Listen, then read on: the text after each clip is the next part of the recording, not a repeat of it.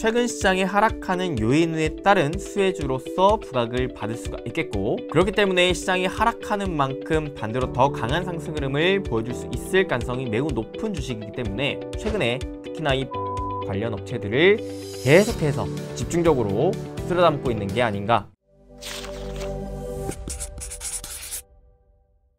최근에 우려하셨던 대로 시장이 많이 빠지고 있는데 갑자기 왜 이렇게 하락하는 걸까요? 사실 최근에 시장이 빠지는 건 딱 하나의 이슈만 가지고 빠지는 건 아니고, 워낙 기존부터 어느 정도는 경고해 드렸던 대로 시장의 하락 조정을 일으킬 만한 징후들이 쌓이고 쌓여서 시한폭탄의 시간이 째깍째깍 돌아가다가 이제야 좀 터진 게 아닌가라는 생각이 듭니다. 최근에 환율 움직임을 보아하니 직전 고점을 계속 뚫어주면서 1330원대도 돌파해주는 모습까지도 연출됐었습니다. 그렇게 환율이 오르다 보니까 자연적으로 외국인들은 국내 주식시장을 계속해서 매도를 하게 됐죠. 반면 올해 들어 외국인들이 팔고 있는 증시를 개인 투자자들이 강한 자금으로 끌어올리고 있었는데, 과거 코로나 팬데믹 때 2020년대 때도 외국인들이 매도하는 장세를 개인들이 끌어올리면서 탄탄한 상승장을 만들고 계속해서 그 상승 흐름을 이어가줬었거든요. 그래서 몇몇 분들이 지금도 그때와 동일하게 동학개미 운동이 펼쳐지면서 증시가 강한 상승 흐름을 보여주는 게 아닌가 라고 기대를 하셨던 것 같은데, 근데 중요한 건 그때랑 지금이랑 다른 건, 그때는 많은 분들이 금리가 저금리 기조가 유지가 되면서 상대적으로 안전자산에 비해 위험자산에 대한 선호 심리가 나오며 은행에 있던 예금, 적금을 해지하고 주식시장으로 들어온 현금성 자산, 즉 안전자산의 힘이 강했었던 국면이었거든요. 그렇기 때문에 증시가 탄탄하게 상승 흐름을 보여줄 수가 있었는데, 올해의 흐름은 다릅니다. 본격적인 시청 앞서서 돈 드는 거 아니니까 좋아요, 구독 한 번씩만 눌러주시면 너무나 감사할 것 같습니다.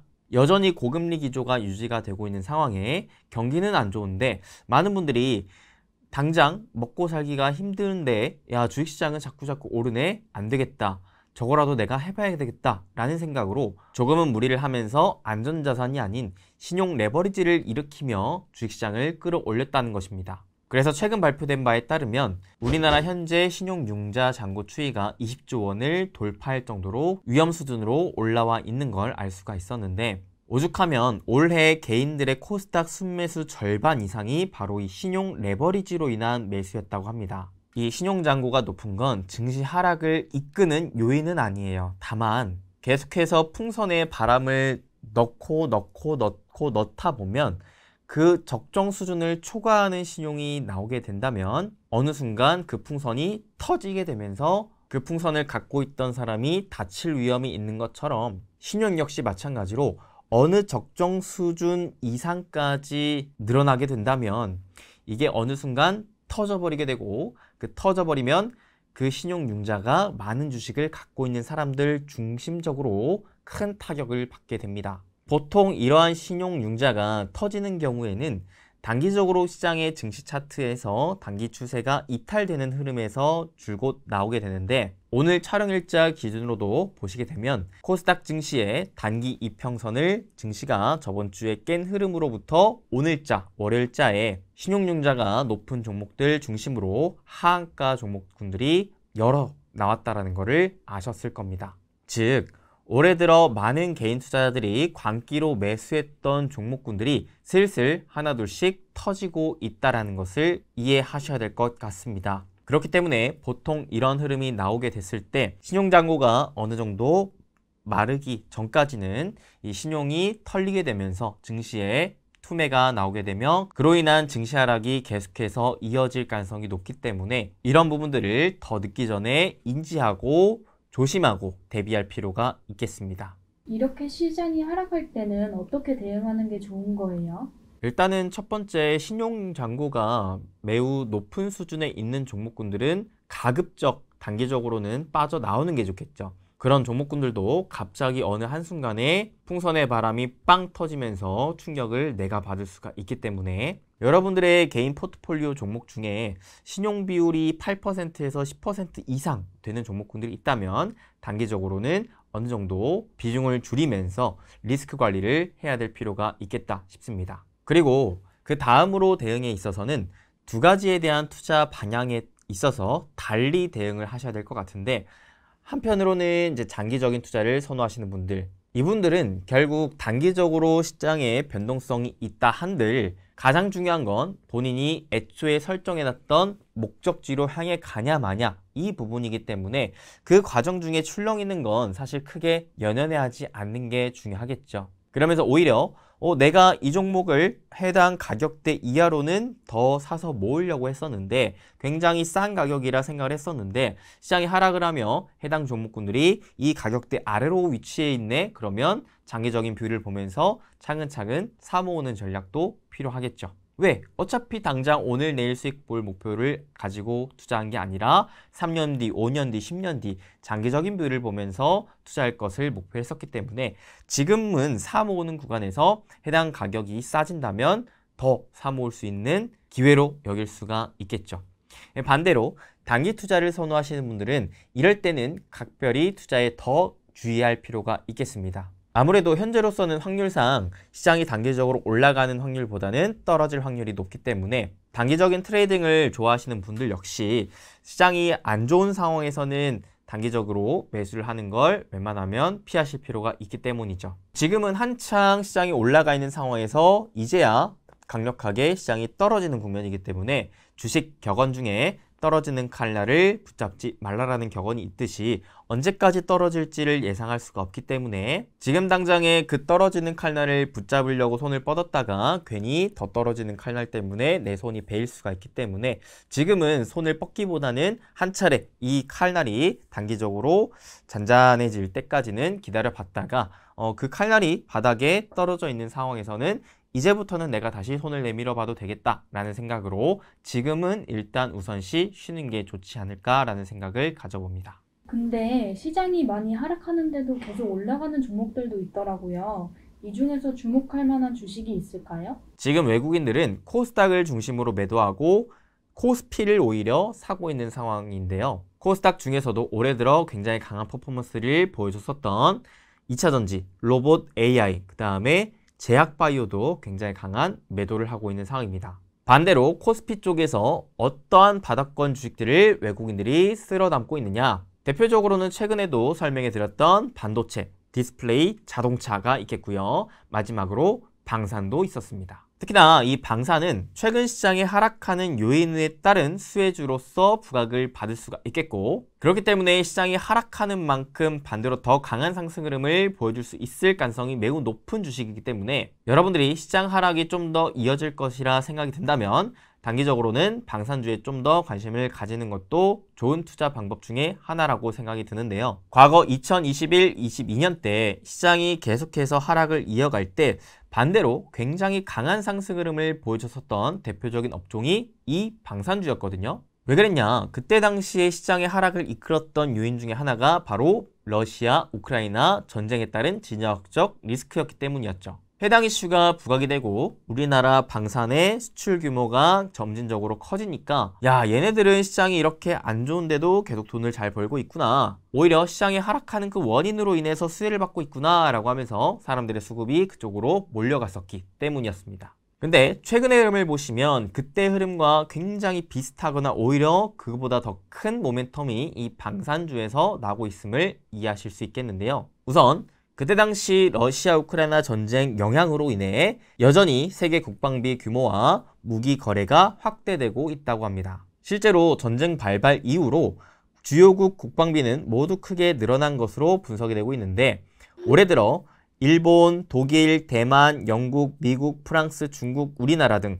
주요국이 모두 다 국방비 지출을 늘리고 있다고 합니다. 방산 기업들은 아무래도 국가와 국가 간의 거래가 이루어지는 산업이고 그렇기 때문에 각 국의 국방비 예산을 얼마나 늘리는지가 굉장히 중요한 요인으로 작용이 되게 되는데 그렇기 때문에 올해 주요국에서 국방비를 모두 늘린다라는 건 그만큼 국내 방산주에 있어서도 굉장히 큰 호재가 아닐까라는 생각을 가져볼 수가 있겠죠. 그 다음에 제가 작년에 굉장히 여러 차례 설명해 드렸던 게 바로 탈세계화였는데 과거 영상들에서도 여러 차례 설명해 드렸다시피 지금은 러시아 우크라이나 전쟁 이후 더 심화되고 있는 미국과 중국의 이 분쟁 관계를 잘 보셔야 된다라고 얘기를 했습니다. 그 안에서 4, 50년 만에 찾아온 탈세계화 국면이 더욱더 심화되고 있고 그로 인해 미국과 중국을 중심으로 한 전 세계가 반으로 쪼개지고 있다라고 얘기를 드렸죠. 그렇게 미국의 민주주의 진영과 중국의 권위주의 진영의 충돌과 갈등으로 무기 역시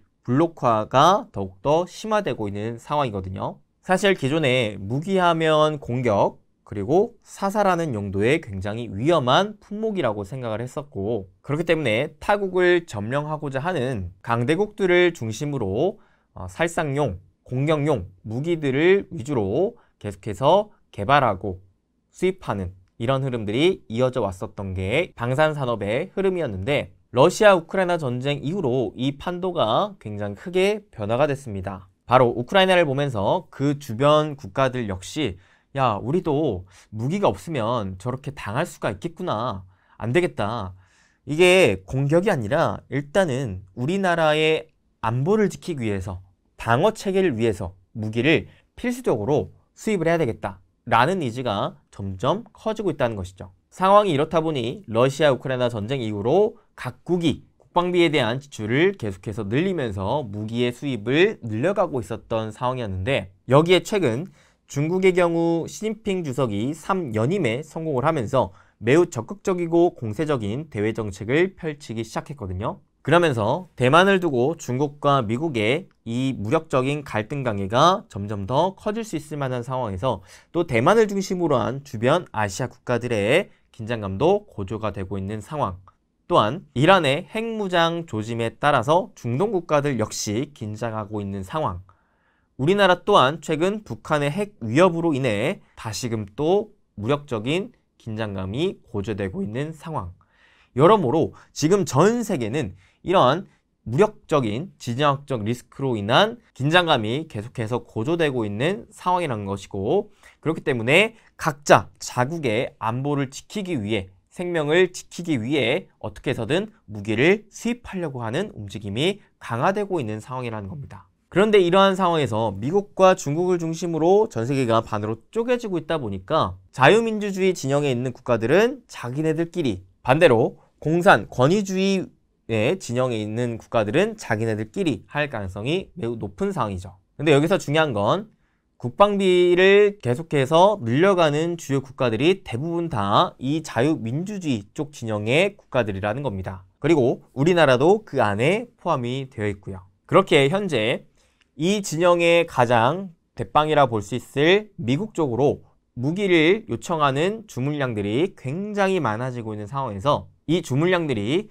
우리나라 쪽으로도 넘어오고 있다는 것이 우리나라 K방산업체들에게 큰 호재성거리가 되고 있습니다. 아무래도 미국 등의 선두 업체들이 모든 주문을 다 소화하기 어려운 상황에서 이 타 국가들은 지금 당장에 방어할 수 있는 무기체제를 원하고 있기 때문에 대기표를 뽑아서 기다리기가 매우 어렵다는 거죠. 상황이 이렇다 보니 그 고객사들이 이쪽에 줄을 서는 것도 서는 거지만 대안을 찾아 나서면서 우리나라 쪽으로 주물량을 늘리고 있다는 것입니다. 이러니까 우리나라 방산 기업에도 수출 기회가 커지고 있다는 것이고 무엇보다 우리나라 무기는 나토 규격을 준수해서 미국 무기 체계와 호환이 잘 된다는 장점을 갖고 있기 때문에 다른 나라들 입장에서도 미국의 무기를 어느 정도 수입해왔던 국가들이 우리나라 무기를 또한 수입할 가능성이 높아져 있는 상황이기에 이에 따른 수혜를 우리나라 업체가 크게 기대를 해볼 수가 있다는 것이죠.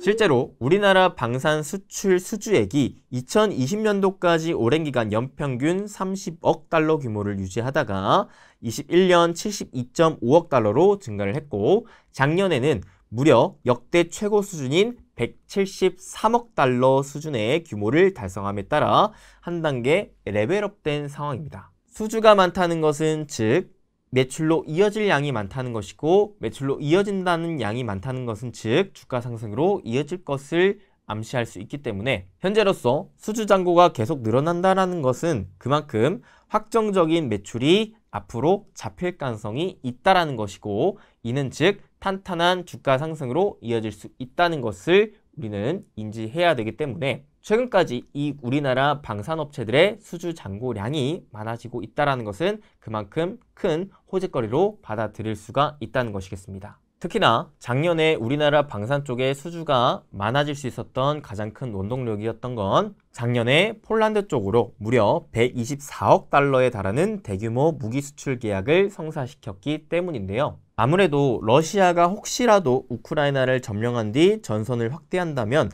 다음 공격 대상이 폴란드가 될 수도 있기 때문에 폴란드는 다른 국가들에 비해서 굉장히 시급하게 무기를 수입했어야만 하고 그 수입을 우리나라 쪽으로 했기 때문에 이는 우리나라로서 굉장히 큰 긍정적인 요인으로 작용할 수밖에 없겠는데, 지난해 폴란드 정부와 전체 계약이 450억 달러였는데 이 중에 120억 달러를 1차 이행 계약으로 체결한 상황이라 남은 330억 달러 가량의 무기 수출을 폴란드 쪽으로도 계속 진행할 가능성이 높은 상황이고요.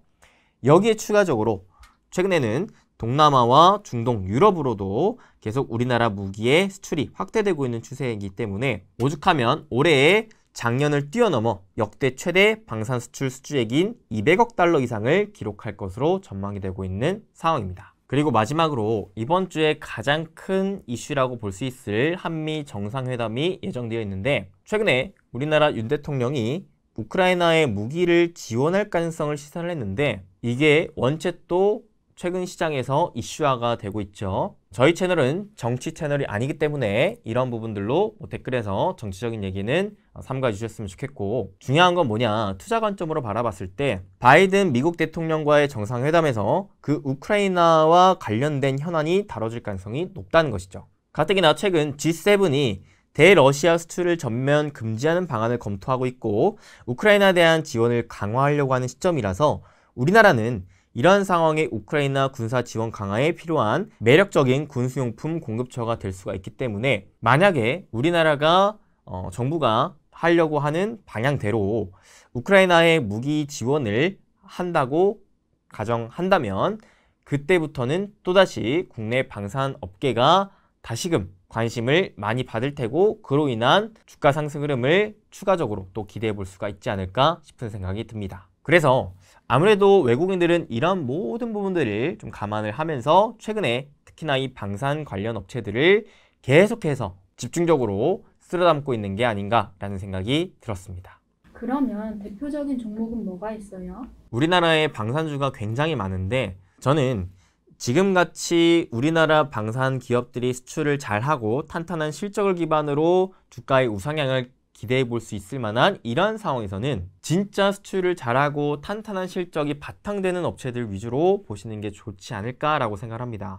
실제로 작년에도 이런 업체들을 여러 차례 설명해 드렸던 바가 있었거든요. 신이 카방반 얘기하면서 방산주, 우주항공 이렇게 계속해서 강조를 드렸었잖아요. 그때 말씀드렸던 종목 동일합니다. 바로 대표적으로 K9 자주포로 유럽을 중심으로 굉장히 수출을 잘 하고 있는 하나 에어로스페이스, 그 다음에 최근 K2 전차 수출을 잘 하고 있는 현대로템, 그 다음에 최근 중동 쪽이 아무래도 핵 방어 쪽에 관심도가 높으면서 이를 방어하기 위한 유도무기 체계인 청궁을 수출을 중동 쪽으로 잘 하고 있는 LIG 넥스원, 마지막으로는 동남아를 중심으로 전투기 수출을 잘 하고 있는 한국항공우주, 요 4개 정도가 있지 않을까 싶습니다. 물론 단기적으로 지금 해당 이슈들이 어느 정도 부각이 되면서 꽤나 오른 상황이긴 합니다. 근데 앞서서도 제가 말씀드렸다시피 지금 시장의 하락을 야기시키고 있는 이러한 진화학적 리스크 요인이 계속해서 커져가면 커져갈수록 그로 인해 시장이 빠지면 빠질수록 오히려 반대급부인 이쪽의 수혜를 받을 수 있을 만한 방산주 쪽으로의 사람들의 관심도는 더 높아질 가능성이 높기 때문에 그런 부분들을 어느 정도 감안을 하시면서 접근하시면 괜찮을 것 같고요. 또한 작년에도 이런 부분들은 장기적으로 여러분들이 추세를 그어놓고 추세 하단으로 밀리면 싸게 사모으고 그 다음에 추세 상단으로 올라오면은 단기적으로 매도하고 이런 식으로 샀다 팔았다 매매를 진행하셔도 좋다라고도 얘기를 드렸었는데 그 또한 여전히 유효하다고 생각이 듭니다. 지금은 수주 잔고가 늘어나고 있는 국면이기 때문에 이 흐름이 다시 줄어드는 흐름이 나오지 않는 이상 어느 정도는 여러분들이 해당 종목군들을 좀 중장기적으로 바라보실 필요가 있다고 생각이 들어요. 오늘은 이렇게 우리 여러분들께서 최근 시장의 하락을 너무 걱정하고 어떻게 대응하나 이런 부분들을 고민하고 계실 것 같아서 이러한 시장 하락에 따른 저의 견해와 그에 따른 투자 전략에 대해 한번 점검해 드렸습니다. 여러 차례 경고해 드렸던 대로 시장의 광기에는 여러분들이 이렇게 뒤를 계속 살펴보는 습관이 필요합니다. 그래야 버는 것보다 더 중요한 지키는 매매를 할 수가 있고요. 이렇게 시장이 하락할 때 잘 지켜내야 또다시 상승할 때 더 크게 벌 수가 있는 자금을 마련할 수가 있기 때문에 여러분들이 항시 투자를 할 때 올라가는 방향만 보기보다는 반대에 떨어지는 방향도, 즉 하락의 방향도 어느 정도 인지하시고 그에 따른 대비책을 항시 특히나 시장이 광기에 접어들었을 때 더더욱 살펴보셨으면 좋겠습니다. 그래서 부디 이번 하락도 여러분들이 현명하게 잘 대비하고 준비해서 손실을 최소화하시고 또다시 다음 찾아올 기회를 잘 노리셔서 좋은 주식 싸게 살 수 있는 기회로 만드신 다음 상승 타이밍 때 또다시 여러분들 많이 수익 보셨으면 좋겠습니다. 오늘 제가 최근 좀 감기 때문에 코맹맹이 소리가 평소보다 좀 심한 것 같았는데 그래도 여러분들 듣기에 거북하지 않았으면 좋겠네요. 하루속히 저도 빨리 좋은 컨디션으로 여러분들께 보다 더 좋은 정보와 좋은 영상으로 인사드릴 수 있도록 노력하겠습니다. 우리 여러분들도 항시 건강부터 잘 챙기시고 이번 하락도 여러분들이 잘 굳건히 이겨내셔서 다음에 또다시 여러분들 많은 수익 거두셨으면 좋겠습니다. 제가 항상 응원하겠습니다. 그리고 여러분들 오늘 영상도 도움 되셨길 바라겠고 도움 되셨다면 잊지 마시고 좋아요, 구독, 댓글 한 번씩 남겨주시면 감사하겠습니다. 저는 또 다음 영상 때 찾아뵐게요. 여러분들 항상 건강하시고 행복되세요. 뿅.